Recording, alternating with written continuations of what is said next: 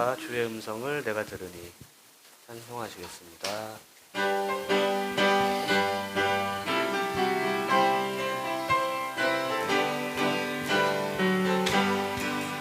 주의 음성을 내가 들으니 사랑한단 말일세. 믿는 마음으로 주께 가오니 나를 영접하소서. 내가 매일 십자가 앞에 더 가까이 가오니 구세주의 흘린 봄의 피로써 나를 정케 하소서.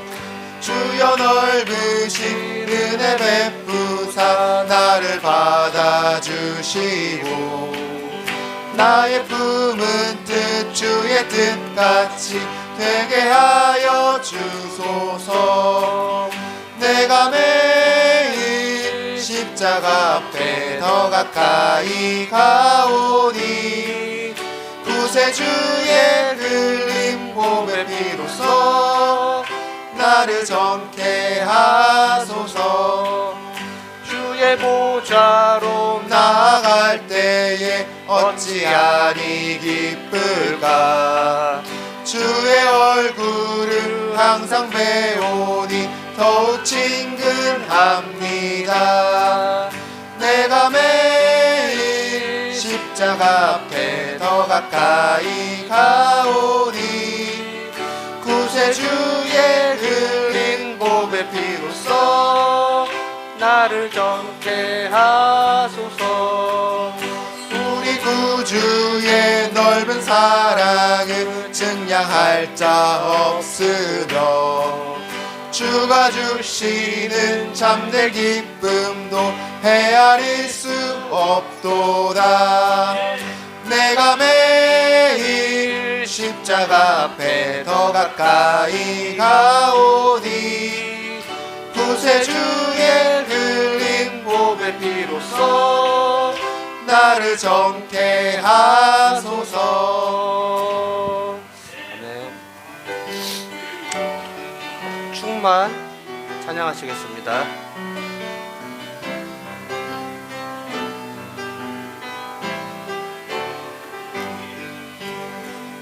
무명이어도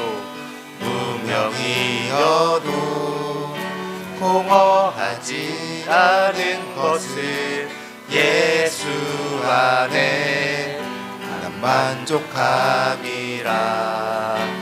가난하여도 부족하지 않은 것은 예수 안에 오직 나는 부요함이라.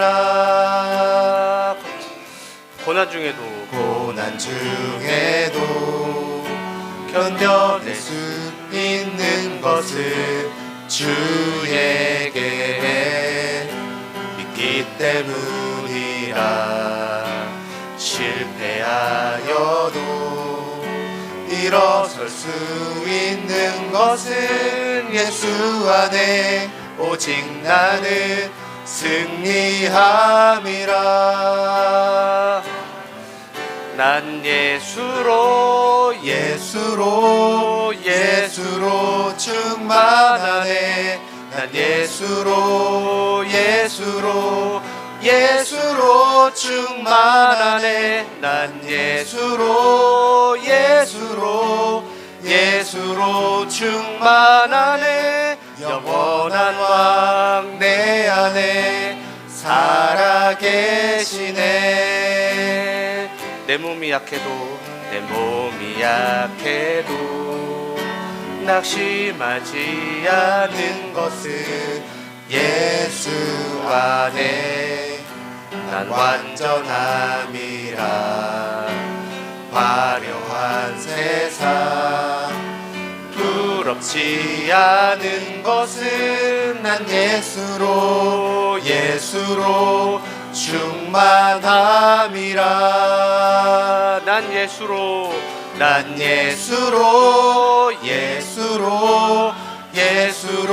충만하네. 세상 모든 것들도 부럽지 두렵지 않네. 난 예수로 충만하네. 영원한 왕 내 안에 살아계시네. 난 예수로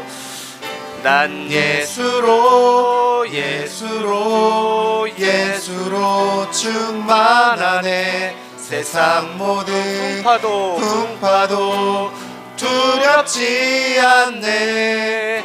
난 예수로 충만하네. 영원한 왕 내 안에 살아계시네. 이번에 우리 새로운 찬양 예수 우리들의 밝은 빛 같이 찬양해 보시겠습니다.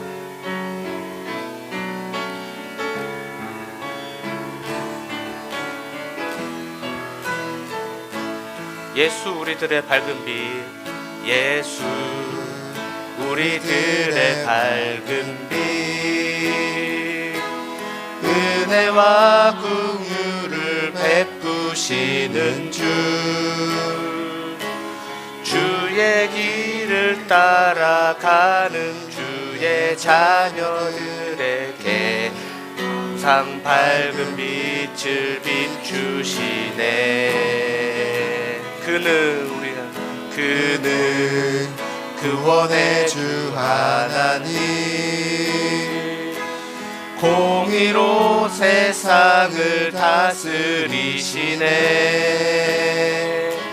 주를 경외하는 자들에게 부어주시는 놀라운 주님의 영광. 하늘에서 찬란하게 빛나는 주의 영광. 이 땅에 오셨네. 어둠을 밝히고 새 생명 주시네.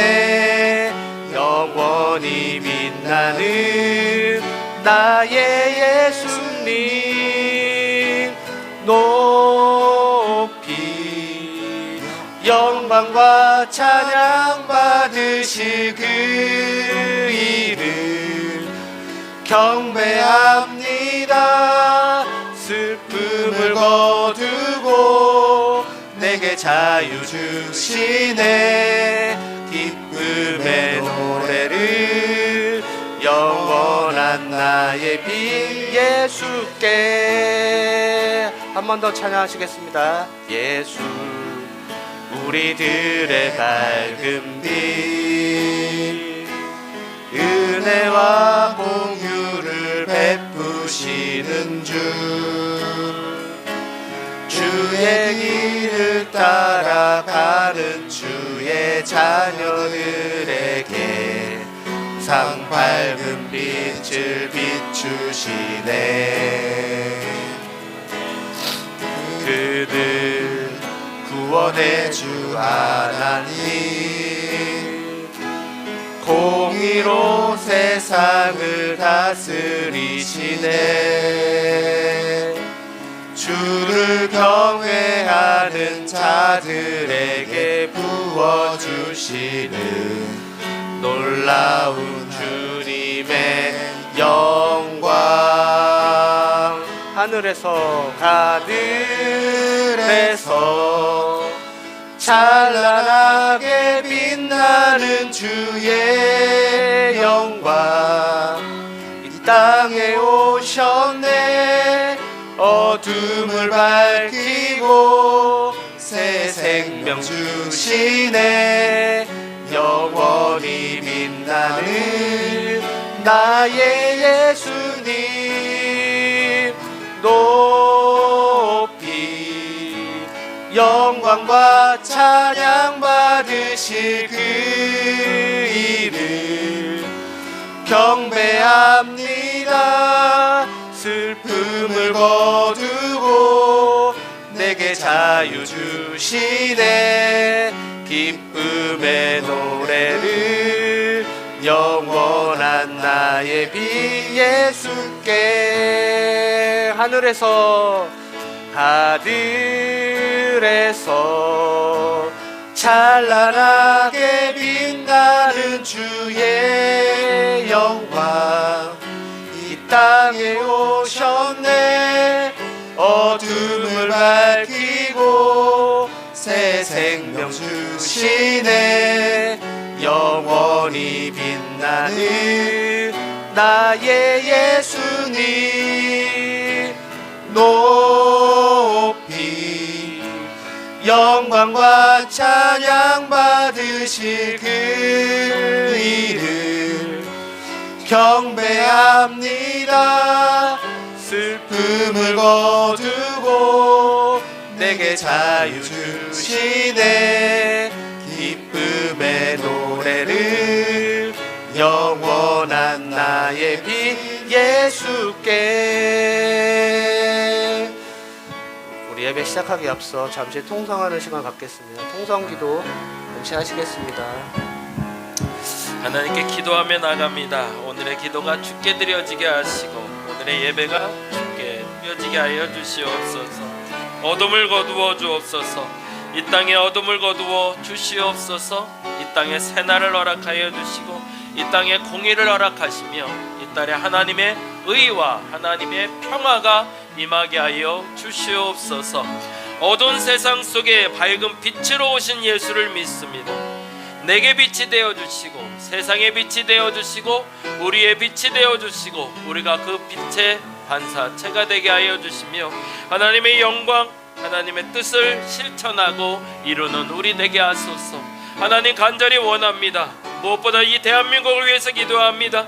대한민국의 이 어지러운 환경을, 이 혼돈 속의 환경을 주께서 이제는 정리하여 주옵시고 회복시켜 주시며, 그러나 정리하며 회복하는 가운데 바른 것들이 드러나게 하시고 옳은 것들이 드러나게 하시고 그런 것들, 잘못된 것들, 악한 것들은 제거되게 하여 주시며 하나님의 공의와 하나님의 뜻과 하나님의 믿음이 온전히 실천되는 대한민국 되게 하여 주옵소서. 이 땅의 위정자들이 바른 정치의 가치관을 갖게 하시고 무엇보다 이 땅의 국회의원들 중에 예수 그리스도를 아는 이들이 하나님을 두려워하게 하여 주시며 그 하나님의 음성을 듣게 하시고 하나님이 하라는 것, 그 바른 것들을 실천하는 국회의원들 되게 하여 주옵소서.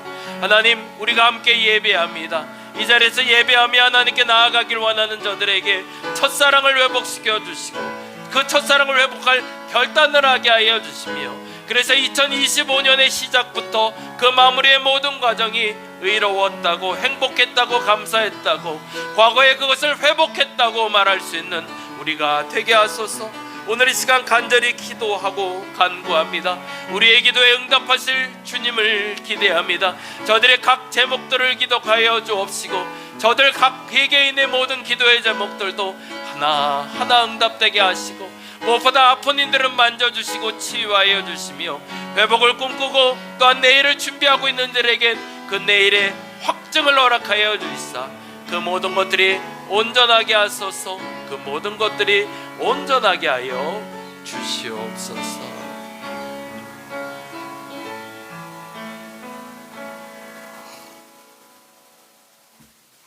모두 자리에서 일어나 우리 하나님 앞으로 나가도록 하겠습니다.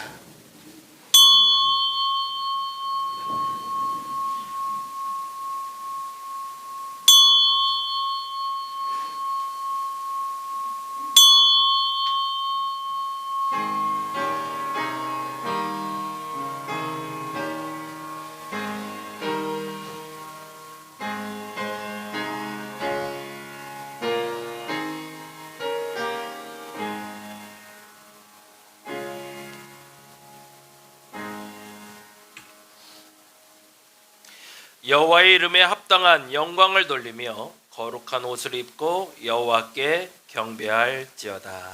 아멘. 찬송가 552장 아침 해가 돋을 때 함께 찬양합니다.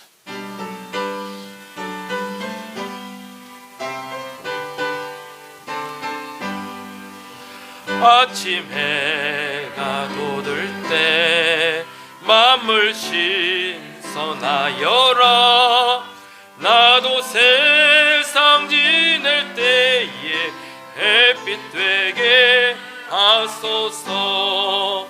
주여 나를 도우사 세월호 송 안고서. 어두운 세상 지낼 때 햇빛 되게 하소서. 새로운 광음을 보람 있게 보내고 주의 일을 행할 때에 햇빛 되게 하소서. 주여 나를 도우사 세월호 송 안고서. 어두운 세상 지낼 때 햇빛 되게 하소서. 한 번 가며 난 오는 빠른 광음 지날 때 귀한 시간 맞춰서 햇빛 되게 하소서.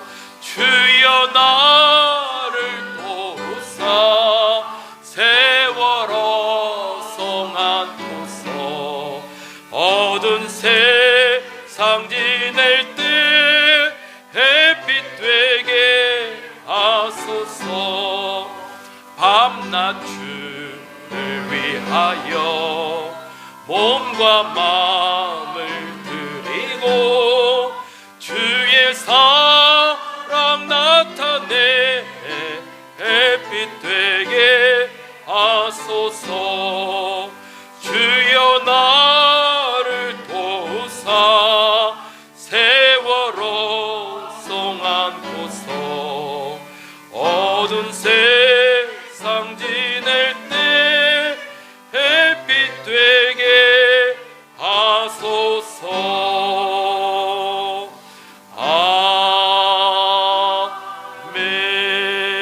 아멘. 교독문 1번 시편 1편에 있는 말씀 우리 함께 교독합니다. 작은 글씨는 제가, 큰 글씨는 여러분이 읽어주시면 됩니다. 복 있는 사람은 악인들의 꾀를 따르지 아니하며 죄인들의 길에 서지 아니하며 오직 여호와의 율법을 즐거워하여 그는 시냇가에 심은 나무가 철을 따라 열매를 맺으며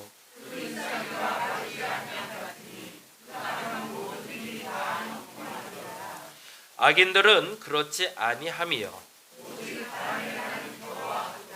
그러므로 악인들은 심판을 견디지 못하며 함께합니다. 무릇 의인들의 길은 여호와께서 인정하시나 악인들의 길은 망하리로다. 아멘. 송영합니다.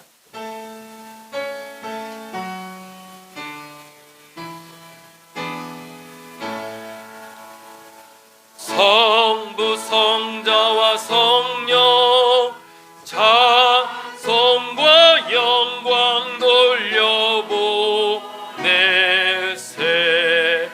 태초로 지금까지 또 영원 무금토록 성삼위께 영광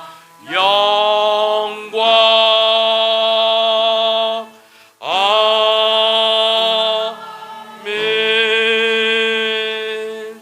자리에 앉아주시기 바랍니다. 찬송가 88장 우리 함께 찬양합니다.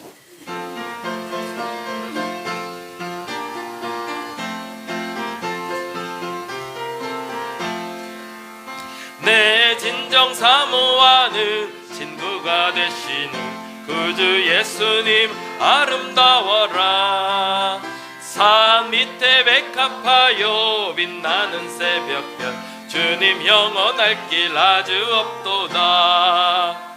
내 맘이 아플 적에 큰 위로 되시며 나 외로울 때 좋은 친구라. 주는 저 산 밑에 백합 빛나는 새벽별 이 땅 위에 비길 것이 없도다. 내 몸의 모든 염려 이 세상 고락가 나와 항상 같이 하여 주시고, 시험을 당할 때에 악마에게 교를 즉시 물리치사 나를 지키네. 온 세상 날 버려도 주 예수 안 버려 끝까지 날 돌아보시니, 주는 저 산 밑에 백합 빛나는 새벽 이 땅 위에 비길 것이 없도다. 아멘. 내 마음을 다하여서 주님을 따르며 길이 길이 날 사랑하리니, 물불이 두렵지 않고 장거미가 없네. 주는 높은 산성 내 방패시라. 내 영혼 먹이시는 그 은혜 누리고 나 친히 주 뵙기 원하네.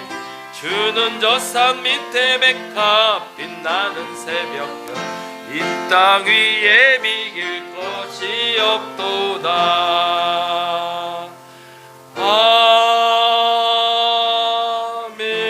아멘. 이 시간 우리를 대표해서 안은경 권사님 기도해 주시겠습니다.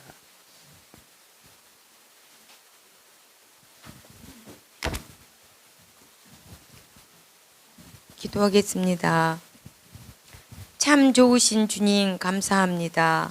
다사다난했던 24년을 뒤로하고 새로운 25년을 맞아 두 번째 주일 예배를 주님께 드릴 수 있음을 감사드립니다. 지난 한 해를 그리고 한 주간을 지내면서 믿는 자로서 본이 되지 못하고 삶으로 실천하지 못하고 입술로 행동으로 지었던 죄와 하나님 보시기에 합당하지 못했던 모든 죄를 용서해 주옵소서. 아멘.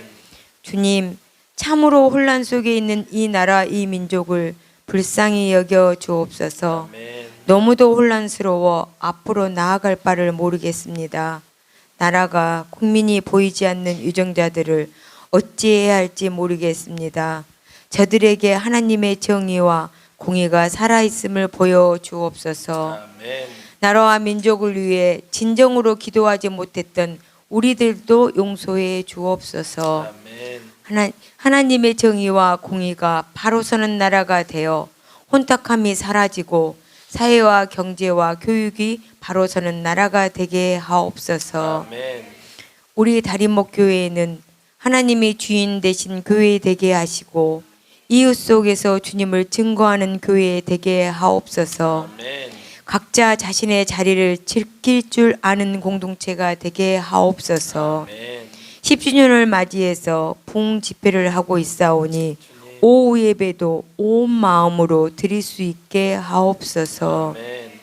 오늘 요한계시록 2장 2절에서 5절의 본문으로 처음 사랑이라는 제목으로 첫사랑을 첫 마음을 회복하자는 말씀을 증거하실 담임 목사님께 영육의 강건함을 허락해 주셔서 말씀을 듣는 저희들도 전하는 목사님도 첫사랑과 첫 마음을 회복할 수 있는 시간이 되게 하옵소서. 아멘. 회복된 말씀으로 한 주간을 세상 속에서 하나님의 사람으로 살아 그리스도인으로서 부끄럽지 않게 살게 하옵소서. 아멘. 우리의 모습이 본이 되어 전도하기 어려운 세상에서 빛을 발해 믿지 않는 사람들에게 영향을 줄 수 있게 하옵소서. 아멘. 그리하여 저들로부터 참 그리스도인이란 말을 듣는 우리가 되게 하옵소서. 아멘. 예배를 위해 애쓰고 수고한 모든 이들에게 주님의 다함없는 은혜가 있기를 소망합니다. 우리들의 예배를 받아 주옵소서. 아멘. 예수님 이름으로 기도드립니다. 아멘.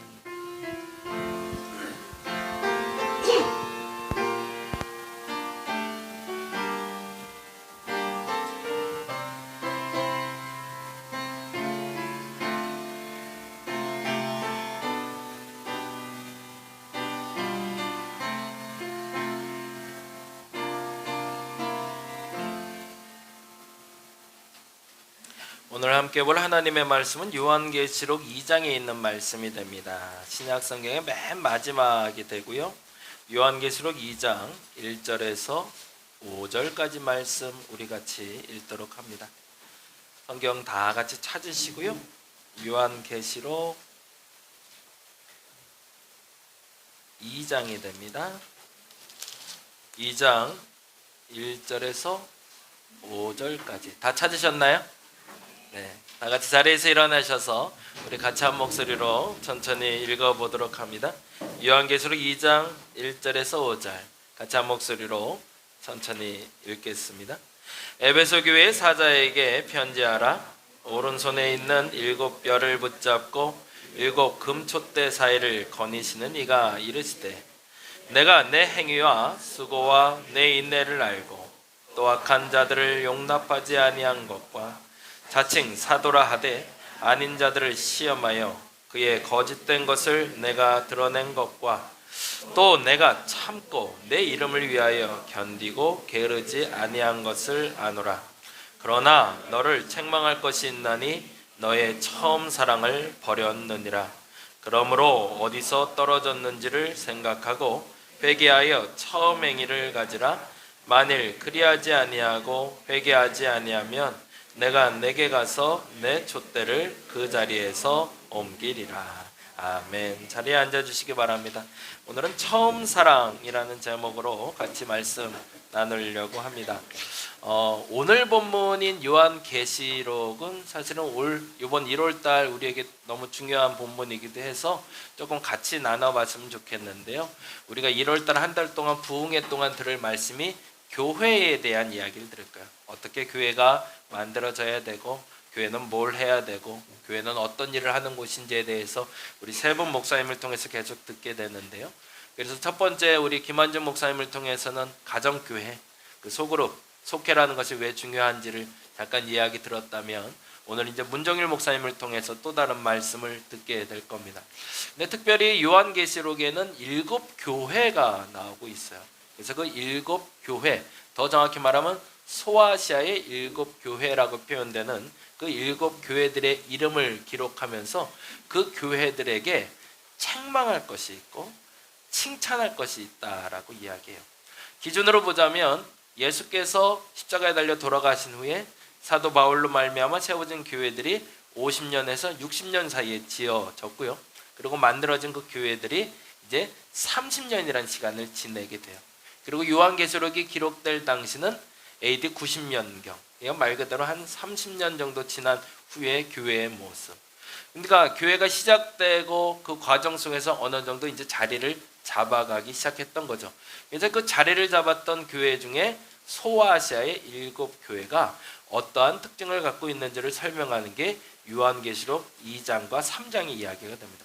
그래서 그 2장과 3장의 이야기를 통해서 2025년을 시작하는 우리가 교회로서, 그러니까 내가 스스로 교인으로서 칭찬받을 만한 게 뭔지, 책망받을 만한 게 뭔지 한번 점검해 보시고, 그리고 오늘 에베소 교회 이야기 같이 나눠봤으면 좋겠습니다. 7 교회 한번 읽어볼까요? 에베소, 서머나, 버가모, 두아디라, 사데, 빌라델비아, 라오디게아라고 되어 있는데요. 지도로 보면 다음과 같이 되어 있습니다. 이렇게 되어 있어서 1, 2, 3, 4, 5, 6, 7로 보이시는데, 이 에베소라는 동네가 소아시아의 항구 도시가 되잖아요. 그렇죠? 보니까 항구랑 붙어 있죠. 바닷가랑 붙어 있잖아요. 로마 식민지 시대에 에베소라는 것이 이 아시아를 들어가는 첫 관문이었고요. 그래서 이 에베소가 이 소아시아를 지배하는 로마의 수도격의 역할을 감당했던 곳입니다. 그렇다면 가장 번영한 도시였겠죠. 그리고 가장 넉넉한 도시였을 거고, 가장 투자도 많이 했을 거고, 그리고 가장 식자층이 많이 살았던 도시가 바로 에베소 교회가 됩니다. 그래서 이 에베소라는 지역에 사도 바울이 교회를 세운 것을 시작으로 이 7 교회 교회가 세워졌는데, 실제로 이 7 교회 교회들이 30년이 지난 뒤에 어떤 모습을 갖게 됐는가. 그래서 에베소 교회에게는 우리가 이제 본문으로 이야기 나눌 거니 두 번째 교회가 서머나니까 서머나부터 한번 살펴보도록 하겠습니다. 요한계시록 2장부터 한번 좀 살펴보죠. 2장을 한번 펼쳐보시고 같이 보시면 좋을 것 같아요. 교회들마다 칭찬이 있고 책망이 있어요. 그러니까 꾸중하시는 게 있고요. 그리고 너 잘했다라고 얘기하는데 그 칭찬이 여러분에게도 적용이 되는지 보시라는 거예요.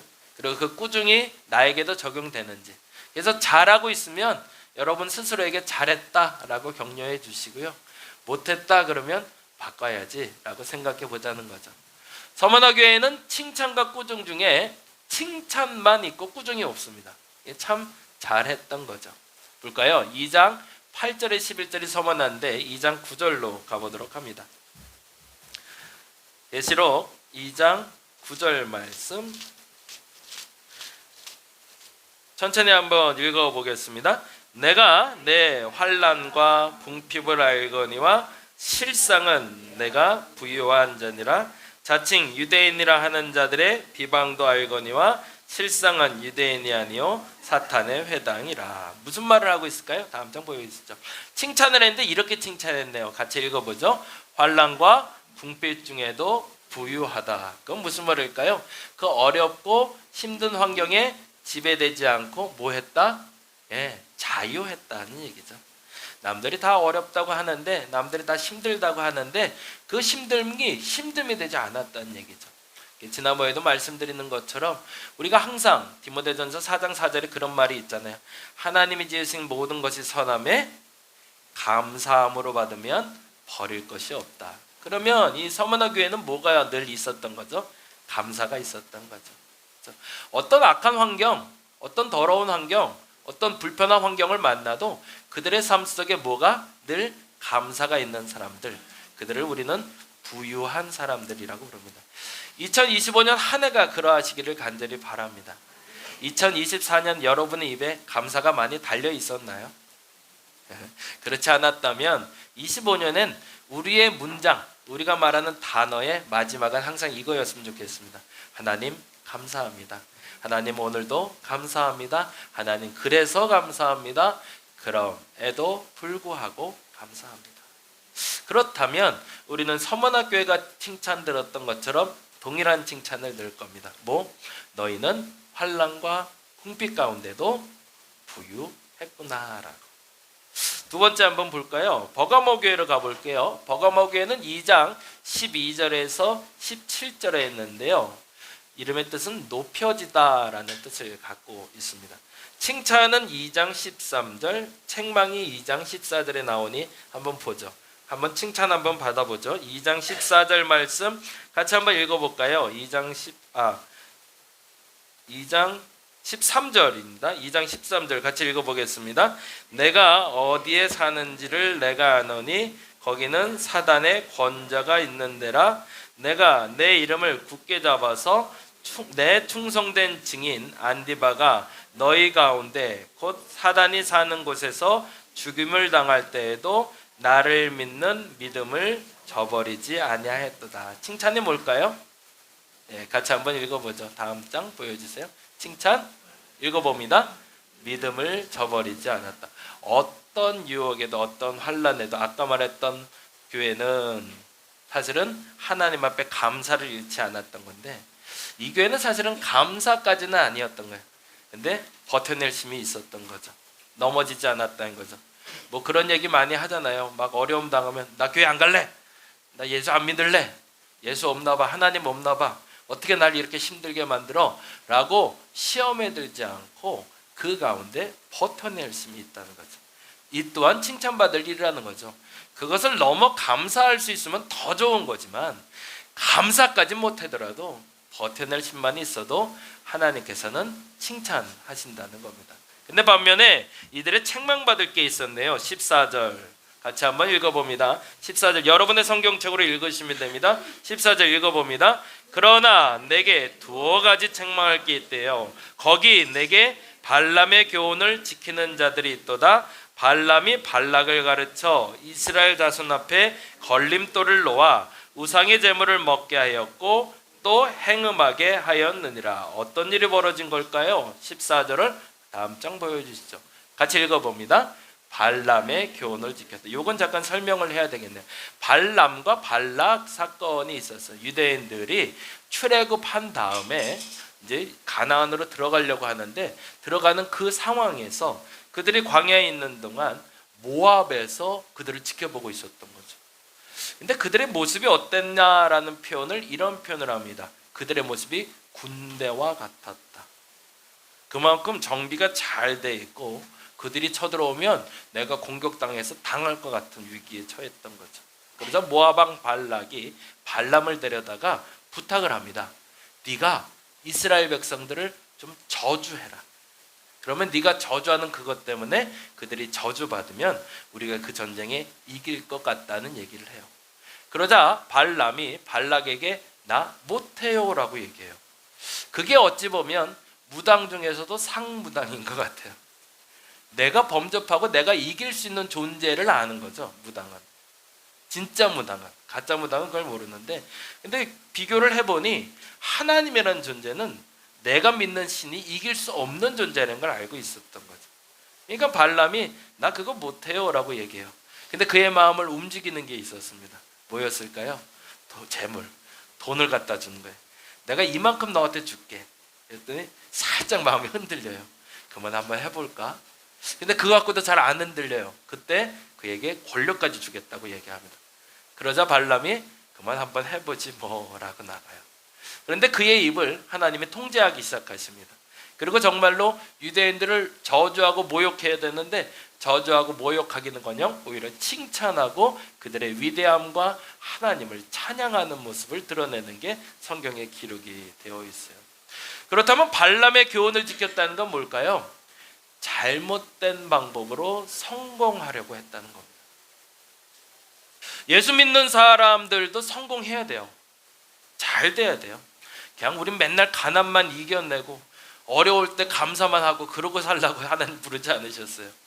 어려움도 이겨낼 수 있어야 되고요. 가난도 벗어날 수 있어야 되고요.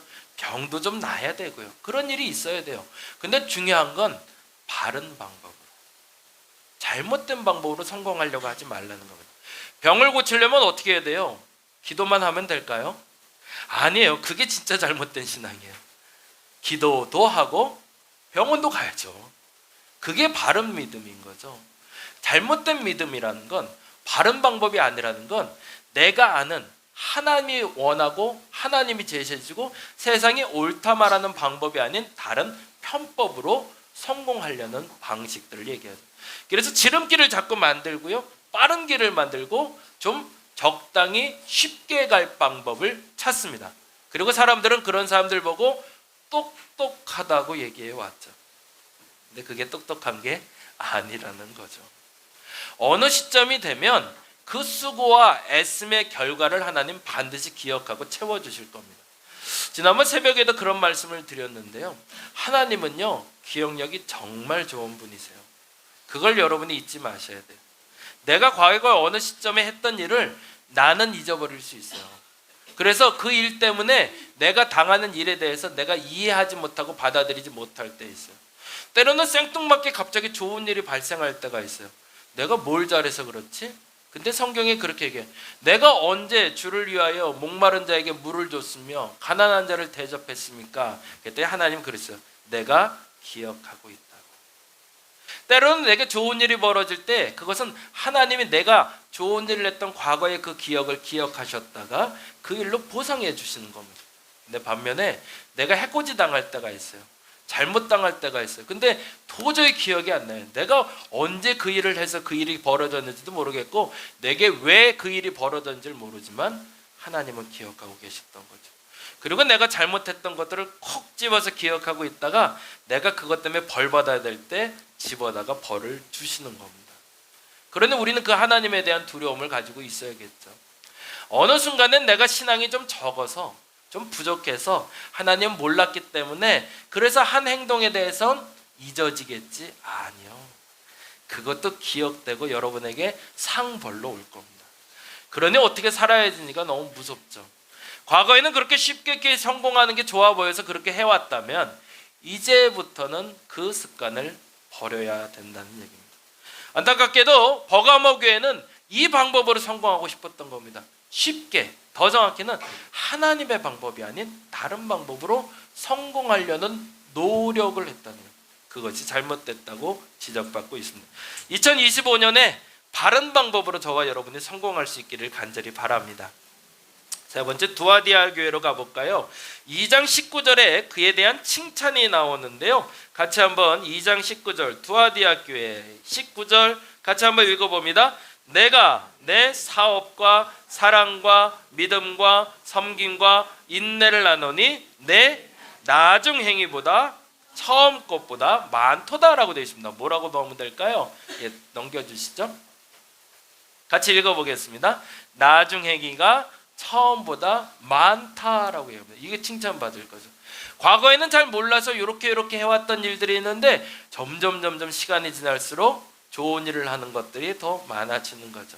어제도 어떻게 하다 보니까 그 말을 제가 많이 하게 됐는데요. 보이는 게 은혜입니다. 저와 여러분이 그걸 믿으시기 바랍니다. 청소를 할 때 보면 꼭 이렇게 피해 가시는 분들이 있어요. 예, 쓰레기가 분명 여기 있는데 계속 피해 가요. 그래서 답답해서 와서 여기도 좀 치워야 되는데 여기 아 그래요? 그러면서 치워요. 근데 그분 생각에는 안 하고 싶어 안 한 게 아니에요. 뭘 한 거죠? 안 보여요. 이쪽에 쓰레기가 잔뜩 쌓여 있는데 이쪽만 열심히 치워요. 왜 그럴까요? 이쪽이 안 보여요. 실례로 집에 설거지가 가득 쌓여 있는데 남자는 가만히 앉아 있어요. 왜요? 안 보여요. 이게 안 보이는 걸 어떻게 해요? 그게 지저분하다고 생각이 안 드는 걸. 그냥 그저 거기 있었을 뿐이고 나는 거길 지나갔을 뿐이고 그런데 아내는 나를 보고 뭐라고 하니 나는 답답할 뿐이고 왜요? 안 보이니까. 보이는 게 은혜입니다. 점점 보여지는 게 은혜예요. 과거보다 많아졌다는 얘기는요. 과거에는 시야가 좁아서 이것만 보고 살았던 사람이 점점 넓어지는 거예요. 더 정확히 말하면 내 것, 나의 것, 우리 가족만 보였던 사람이 이제 우리 교회가 보이기 시작해요. 그리고 우리 나라가 보이기 시작해요. 기도가 달라지겠죠. 지금까지 내 가족, 나만 보였던 사람은 기도가 어떻게 할까요? 우리 가족을 위해서는 기도할 겁니다. 안 보이는 걸 어떻게 해요? 나라를 위한 것들이 염려가 안 되는 걸 난. 근데 기도가 넓어지는 거죠. 나라와 민족을 위해서도 기도해야 될 것 같은 거예요. 왜? 보이니까. 이들이 칭찬받았던 것은 점점점 그 시야를 넓어지게 하는 신앙의 성장이 이루어졌다는 겁니다. 25년은 여러분의 기도가 그랬으면 좋겠습니다. 오늘도 우리 권사님하고 열심히 쫙 넘겨가면서 기도했는데 얼마나 행복한지 몰라요. 뭐가 행복하냐면 첫째는 작년보다 점점 나아져요. 확실히 기도 제목이 좋아져요. 예전에 기도했던 건 뭘 써야 될지 몰랐던 사람들이 기도의 내용이 풍성해지고 우리 김혜린 성도님 내가 나중에 보여줘야 돼. 이건 보세요. 오, 확실히 달라져요. 얼마나 행복한지 몰라요. 근데 더 중요한 건 우리가 그 기도에 응답받고 있다는 거죠. 여러분의 기도 제목을 한번 보세요. 얼마나 넓어졌나? 얼마나 좁아졌나? 좁아졌다면 회개하셔야 됩니다. 근데 넓어졌다면 아멘 할 수 있어야 됩니다. 근데 문제는 책망받을 게 또 있네요. 책망받을 게 뭔지 볼까요? 20절 말씀 같이 한번 읽어보겠습니다. 20절 시작. 그러나 내게 책망할 일이 있노라.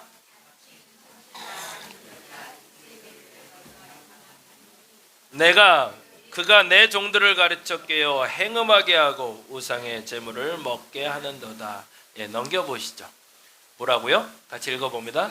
이세벨을 용납했다. 이건 뭘까요? 내 권력을 남용해서 남을 괴롭히는 것을 당연하게 여겼다는 겁니다. 이세벨의 가장 큰 죄는 여왕으로서의 그 권리를 군림하며 마음껏 누렸다는 데 있습니다. 자기가 할 수 있는 건 다 해요. 남이 어떻게 되든 상관없어요. 실례로 자신의 남편 되는 아합이 왕궁 옆에 땅이 하나가 있어요. 너무 좋은 거예요. 볼 때마다 갖고 싶어요.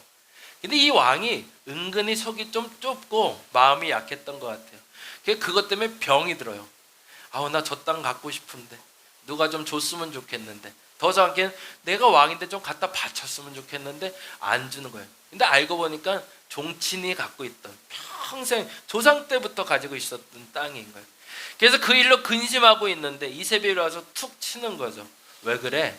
왜 이렇게 힘들어해? 그랬더니 내가 저걸 좀 갖고 싶은데 저걸 안 주네 라고 얘기를 해요. 그러자 이세벨이 뭘 염려하냐? 잔치 벌여라 라고 얘기해요. 그래서 큰 잔치를 벌이고 그 집에 주인을 초대를 합니다. 그리고 깡패를 동원해서 그 집의 주인을 죽여버려요. 그리고 이제 주인이 없어졌으니 나라로 귀속시킨다고 얘기하고 아방에게 상으로 줘버려요. 자신이 가진 권력으로 마음껏 누리는 거죠. 이들에게 책망할 것이 있었대. 안타깝지만 아까 점점점 시야가 넓어졌는데 시야가 넓어지면서 또 하나의 착각을 했던 거죠. 내 마음대로 해도 된다는. 그리고 그를 책망했던 겁니다. 마찬가지입니다. 우리가 시야가 좁을 때는 세상을 좁게 봤기 때문에 안 보였기 때문에 좋은 일도 나쁜 일도 적게 할 수 있습니다. 근데 시야가 넓어지면요, 다양한 방법이 보이거든요. 그래서 편법을 사용하고 자기의 권력을 사용해서 남들을 해코지 하더라도 나의 것을 취하려는 욕심이 생깁니다. 어제도 우리 권사님하고 그 얘기 했는데 모르겠어요. 제가 그 약속을 지키려고 애를 쓰는 게 하나가 있어요. 저는 오래 목회하고 싶지가 않아요. 소위 말해서 요즘 저희가 70세가 은퇴예요. 근데 우리 그 연로하신 목사님들께서 열심히 준비하세요. 73세까지 높이려고. 조금 더 하셔야겠대요. 그래서 우리 장로님들을 설득해서 내년이나 후년쯤에 73세까지도 잘하면 할 수 있을 것 같아요. 위대하세요, 정말로. 그런데 고민을 해봤는데요, 제가 70까지 하면 안 될 것 같아서. 근데 이유가 하나였어요. 저한테 이유는 그거예요. 제가 욕심이 많은 사람이거든요. 제가 욕심이 없으면 70까지 하고 싶어요. 근데요, 제가 70까지 하다 보면 별의별 욕심을 다 부릴 것 같아요. 그래서 조금 일찍 내려오려고 합니다. 왜요? 이렇게 병들고 싶지 않아서요. 저는 이세벨은요, 손가락 하나만 움직여도 세상을 움직일 권력을 갖게 됐거든요. 목회를 하다 보니까요, 그게 재밌어지더라고요. 사람들이 하나님께 순종하는 게 아니라 목사에게 순종하는 사람들이 생기기 시작해요. 그러면서 목사님께 헌신하는 사람들이 많아지기 시작해요. 근데 그 시간이 점점 길어지면 길어질수록 목사가요, 그걸 당연히 여기게 되더라고요. 제가 그런 위험한 사람이거든요. 그래서 그걸 조금 마음에 먹게 되면 빨리 그만둬야겠다 생각을 했어요. 근데 모르겠어요. 지금으로선 그래요. 젊으니까 하는 소리일 수도 있겠지만, 그래서 모르겠습니다. 더 정확히는 날짜는 딱 정해놓지는 않았지만 조금 일찍 정리를 해보려고 합니다. 그 욕심을 부릴 것 같은 생각이 든다면. 왜? 하나님께 책망받고 싶지 않아서요. 저와 여러분이 그랬으면 좋겠습니다. 나이가 들어서 욕심이 생기는 사람들도 있지만 내가 권력을 가지면 욕심이라는 게 생겨요. 그때는 빨리 도망가셔야 됩니다. 어디서? 내 권력의 자리에서. 내가 가진 자리에서 여러분 내려오셔야 돼요. 그래야 병들지 않습니다. 자, 볼까요? 그 다음에 사대교회 한번 가보죠. 사대교회는 칭찬이 3장 4절로 있네요. 3장 4절로 가볼까요? 같이 한번 읽어보겠습니다. 이 사람들은 좀 안타까운 사람들인데요, 제목이 남은 물건이란 유래를 갖고 있는 사대이라는 뜻이 남은 물건이랍니다. 3장 4절 이들의 특징 한번 보죠. 읽어보겠습니다. 그러나 사대에 그 옷을 더럽히지 아니한 자 몇 명이 내게 있어 흰옷을 입고 나와 함께 다니리니 그들은 합당한 자인 영구라. 뭐라고요? 칭찬은 뭐래요? 너희 중 충실한 사람이 있대요. 이게 이들의 칭찬이에요. 다 썩었어요. 교회가. 무서운 일이에요. 교회가 엉망이에요. 개판이에요. 목사도 장로도 집사도 권사도 다 난리예요. 아주 자기들 이득 지으려고 난리예요. 그런데 그들 중에 충실한 사람 몇이 있다. 그거를 칭찬하세요. 근데 그 와중에 소돔과 고모라가 멸망하기 전에 10명만 있어도 구원한다고 하셨던 것처럼 그 중에 몇몇만큼은 그래도 그 믿음을 지켰다는 거예요. 근데 결과가 이래요. 1절 2절 볼까요? 1절 2절 같이 한번 읽어보겠습니다. 무섭습니다. 그래서 우리는 이 상태까지는 가지 말아야 될 것 같은데요, 같이 읽어볼까요? 1절만 봅니다. 사대교회의 사자에게 편지하라. 하나님의 7영과 7뼈를 가지신 이가 이르실 때 내가 내 행위를 아노니 내가 살았다 하는 이름은 가졌으나 죽은 교회래요. 안타깝지만 의인 10명이 안 됐던 거죠. 결국엔 그래서 소돔과 고모라에서 롯과 그 가족들만 구출해 내시는 장면이 나오는 것처럼 결국에 그 의인들만 구출해내는 마지막 작업. 그래서 제가 그런 말 되게 불편하실 수 있는데 그런 표현 많이 써요. 교회가 썩으면 그 썩은 교회를 내가 도려내고 회복할 수 없다면 떠나라라고 얘기를 해요. 왜냐면 스스로도 버틸 수 없는 힘이 된다면 죄송하지만 그 영혼이 살기 위해서 그 교회를 나오시는 게 맞습니다. 이건 정말 목사로서 하지 말아야 될 소리예요. 끝까지 그 교회를 지키면서 그 교회를 회복해야 된다라고 얘기해야 되는데 나 홀로 혹은 몇몇이서 그 교회를 지켜낼 수 없기 때문에 그렇습니다. 그리고 하나님 분명히 얘기하십니다. 그 교회는 살았다 말하지만 죽었다라고. 규모가 상관이 없습니다. 규모가 작고 크면 상관없고 그 교회의 썩음이 내 눈에 보이고 근데 내가 온전한데 내 온전함이 그 썩음을 도려낼 힘이 없다면 과감히 여러분의 신앙을 지키기 위해서라도 그 교회를 떠나야 됩니다. 그 시작점이 사실은 우리가 잘 아는 역사적인 사건이 종교개혁이죠. 그래서 그 도려낸 그 사람들이 모여서 종교개혁이라는 게 이루어서 지금의 개신교라는 게 만들어지게 되죠. 그렇지 않았으면 모두가 다 썩을 수밖에 없었을 겁니다. 3장 15절 17절 같이 한번 볼까요? 3장 15절 17절 같이 한번 마지막 교회니까요. 같이 한번 읽어봅니다. 15절 17절 내가 내 행위를 아노니 내가 차지도 아니하고 뜨겁지도 아니하도다 내가 차든지 뜨겁든지 하기를 원하노라. 15절만 보죠. 뭐예요? 같이 읽어보죠. 차지도 뜨겁지도 않다. 맹탕인 거죠. 이도저도 아닌 사람들. 결론을 낸 것도 아니고 시작을 한 것도 아니고 우리가 보통 작십삼일이라고 얘기하는데 그게 여기에 만나는 거죠. 올해는 반드시 성경 통독하리라. 올해는 매일 기도하리라. 빠짐없이 주일 예배 드리리라. 결심하고 3일. 남 얘기가 아니라는 얘기예요. 여기는 뭐가 없다? 칭찬이 없대요. 맨날 시작만 해요. 항상 결과가 없어요. 기도 제목 제가 본다고 그랬어요. 하나님도 기억하실 거예요. 여러분이 올 한 해 기도 제목으로 내신 것들 중에 반드시 지켜야 될 것을 결정하시기 바랍니다. 그리고 25년 끝날 때 차지도 뜨겁지도 않고 맹탕에다가 이것도 저것도 아닌 결론의 신앙이 아니라 올 한 해는 그래도 요만큼이라도 한 발이라도 조금 나아지는, 더 정확히는 결론 내는 신앙인들 되시기 바랍니다. 올해는 마태복음만큼은 내가 보리라. 올해는 계시록 한 권은 내가 보리라. 올해는 일주일에 한 번씩 반드시 내가 기도 한 번은 하리라. 여러분이 결심하시고 그 결론을 낼 수 있는, 그래서 차지도 덥지도 않은 미지근하지 않다라는 얘기 들을 수 있기를 간절히 바랍니다. 한번 점검을 해보시라고 말씀드렸어요. 시작이니까 할 수 있어요. 이 얘기를 연말에 하면 괴로워져요. 그렇죠?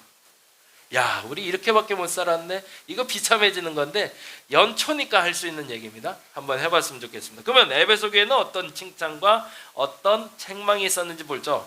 2장 2절과 3절인데요. 예, 제가 앞에도 적어놨는데 같이 한번 읽어보시죠.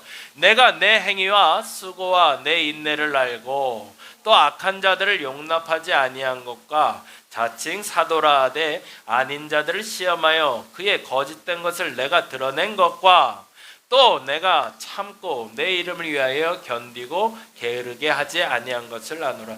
칭찬이에요. 무슨 칭찬을 하고 있죠? 어마어마하게 잘했어요.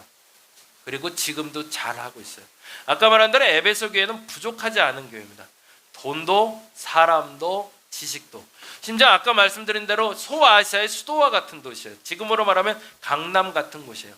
그러니까 돈도 좀 많아요.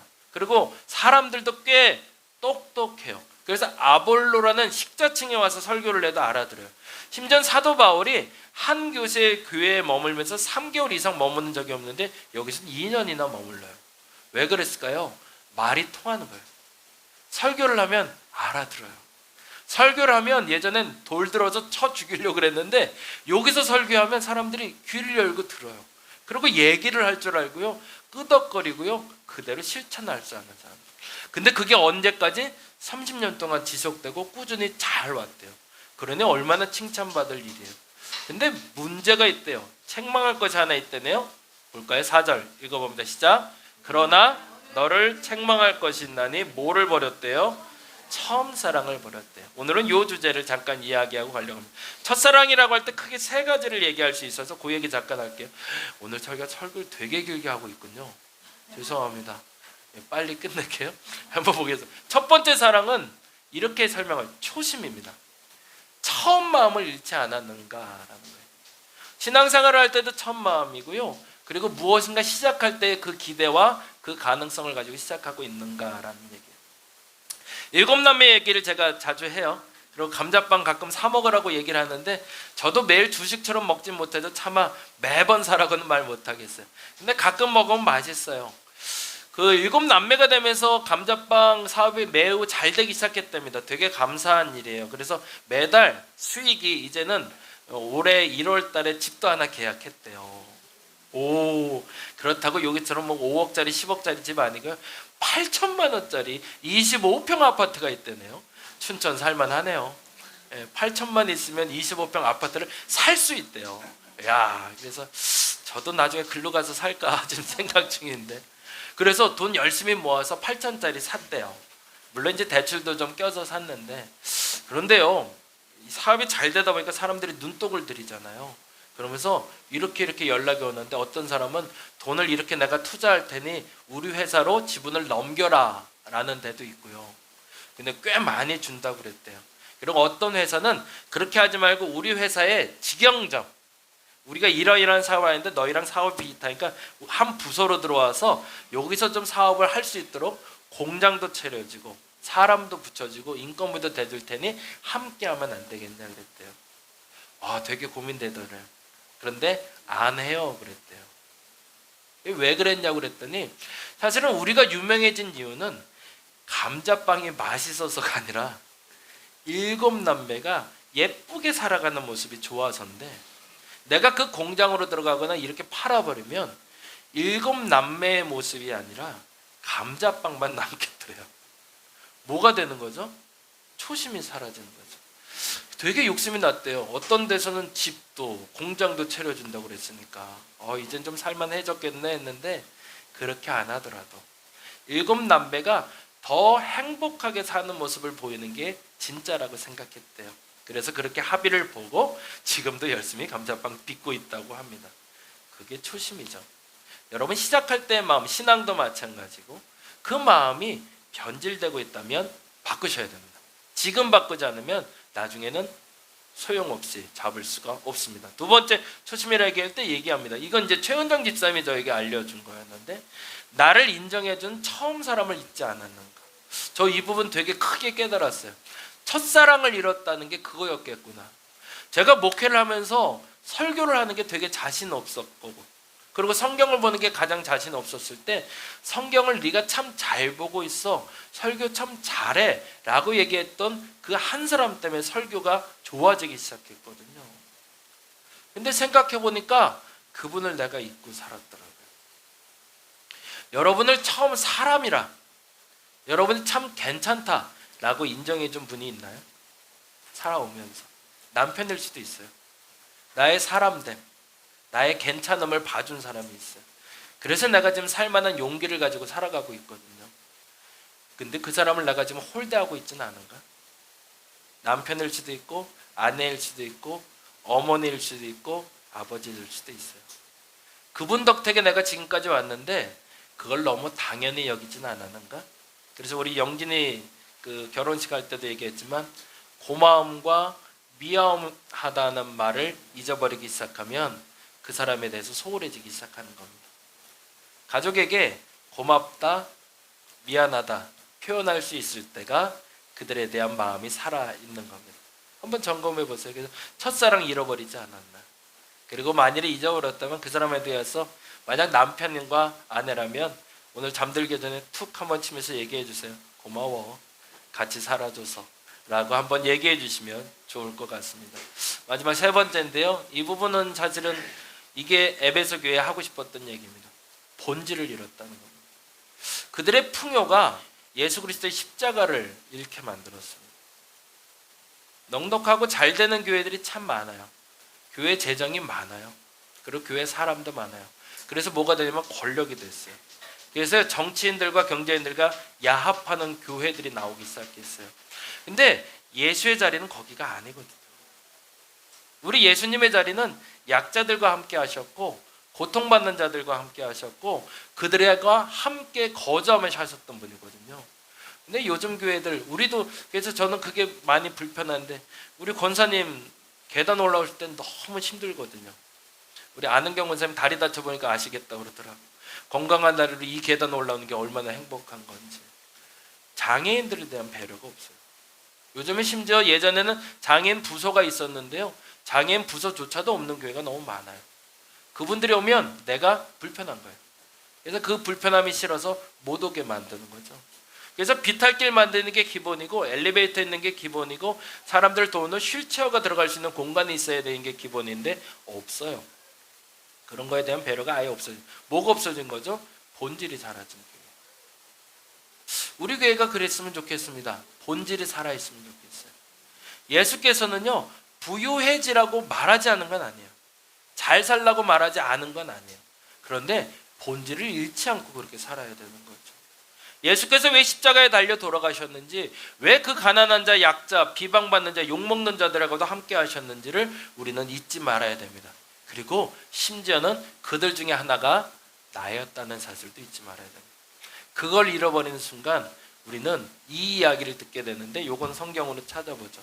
3장 2장이죠. 2장 에베소 교회 마지막 그 이야기가 이렇게 됩니다. 2장 5절 말씀 같이 찾아보시죠. 그리고 읽겠습니다. 2장 5절 같이 한번 읽어봅니다. 그러므로 어디서 떨어졌는지를 생각하고 회개하여 처음 행위를 가지라. 만일 그리하지 않으면 어떻게 된대요? 회개하지 아니하면 내가 내게 가서 내 촛대를 그 자리에서 옮겨버려. 뭐가 없다는 거예요? 구원이 없다는 얘기예요. 구원의 자리에서 파버리시겠다고 얘기했습니다. 무서운 얘기를 하는 거죠. 그게 7교회 중에 첫 번째 교회에 한 얘기입니다. 너희가 만일 지금 적당히 열심을 내고 너희들이 누리고 잘 살면 그 천국으로 만족하라는 얘기예요. 너희들의 다음 천국은 없다는 얘기입니다. 경각심을 가져야 될 얘기인 거죠. 오늘 이 땅에 누림도 있어야 되지만 저 땅의 누림을 위해서, 저 하늘의 누림을 위해서 오늘 그 본질을 잃지 않는, 그 첫사랑을 회복하는, 초심도 잃지 않고 처음 내가를 사람으로 인정했던 그 사람에 대한 사랑도 잃지 않고 무엇보다 본질을 잃지 않는 저와 여러분 되시기를 간절히 바랍니다. 기도하겠습니다. 우리가 잊지 말아야 될 것이 있습니다. 영원히 잊지 말아야 될 것이 바로 첫 마음, 첫 사랑, 본질입니다. 그것을 잃지 않는 우리가 되게 하여 주시옵소서. 감사합니다. 고마우신 예수님 이름으로 기도드립니다.